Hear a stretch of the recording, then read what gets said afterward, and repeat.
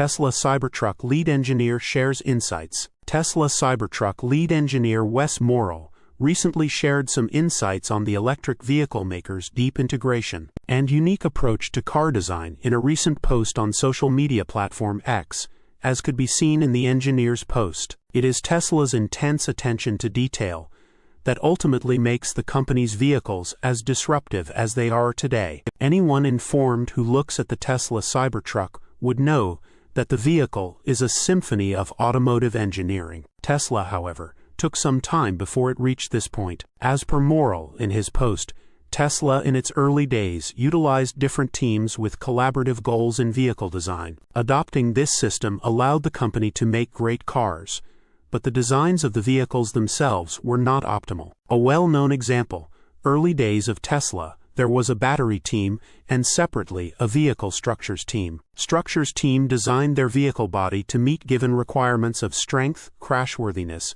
torsional stiffness, etc. Likewise, the battery team designed their part to be self-contained. It could survive durability, accidentally being dropped, being hit in a crash, etc. Good analysis. This is what happens when teams work together to make the best product. As a result, we ended up with was a super dense battery in a strong box-like structure, which was then installed into the vehicle, which had a nice space for it to mate into. There were no issues with integration.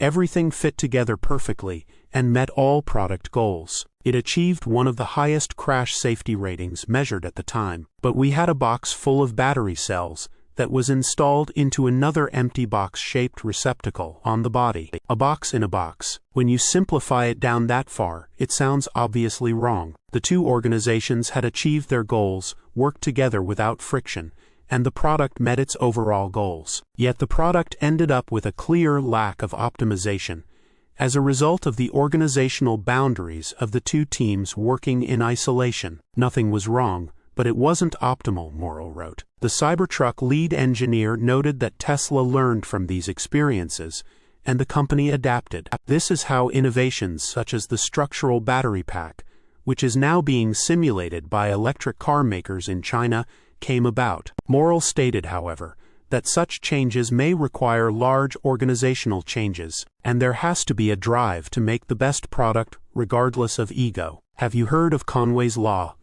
It's an interesting observation about the root cause of why large organizations usually make products worse. In 1967, Melvin Conway wrote, "Organizations which design systems are constrained to produce designs which are copies of the communication before the next product was designed." The battery team gave responsibility of the battery structures also to the vehicle structures team. On this iteration, we ended up with the structural battery, which is an integral part of the body and crash structure. Without it, the vehicle body will not work. It's the literal floor for the vehicle, but the redundancy is gone, and the design is more efficient as a result. This vehicle also achieved one of the highest crash safety ratings measured at the time. This is a super obvious example in retrospect, and solved with a fairly large organizational change. But you can also see this happen in small technical decisions, and doesn't require structural change to fix. Someone just needs to question